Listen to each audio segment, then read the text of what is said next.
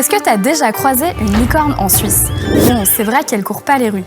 Attention, je te parle pas de la créature mythique à cornes, mais bien d'une start-up valorisée au moins 1 milliard de dollars. C'est donc plutôt rare, d'où son surnom magique. En Suisse, il n'y en a que 6. Difficile de rivaliser avec les États-Unis ou la Chine qui sont les championnes en la matière.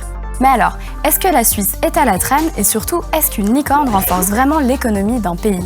D'un côté, les licornes créent des emplois. Il faut bien des spécialistes pour développer cette idée folle qui pourrait révolutionner un secteur. Et puis, elles propulsent la Suisse sur la scène mondiale de l'innovation. En plus, pour attirer les entreprises étrangères pour développer un pôle technologique. C'est un peu comme des super-héros économiques. D'un autre côté, les licornes sont des chimères économiques.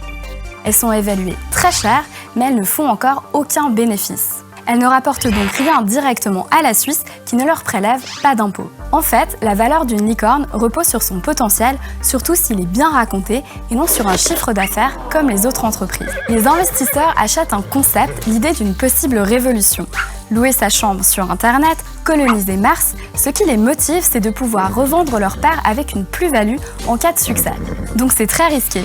Certaines licornes ont vu leur valeur s'effondrer lors de leur entrée en bourse, comme WeWork ou Uber, qui a attendu des années pour devenir rentable. À court terme, une licorne ne renforce donc pas forcément l'économie d'un pays.